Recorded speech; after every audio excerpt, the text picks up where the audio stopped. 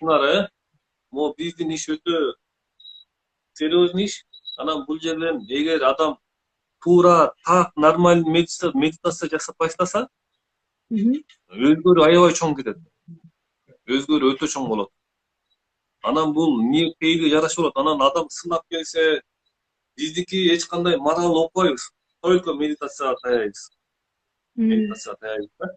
Анан ошону эле контролдоп, ошону эле эметип беребиз. Бул аябай чоң нерсе. Анан медитацияга чейинки нерселер бар. Ошолордун баарын окутабыз эми Кудай буйрса. Кээ бир адамдарга медитация вообще кетпей калат. Кээ бир адамдардын Кудайга канчалык сыйынсак деле ойлор кетпейт, мисалы. Кудайга чейинки иштер бар да. Мгм. Адам мындай төрт этаптардан турат, бир канча этаптардан турат. Ошол этаптардын бир этабынан биз нарушение кылсак, ошол жерден биздин Кудай болгон сыйыбыбыз кетпей калат. Мисалы, мусулманчылыкта айтылат,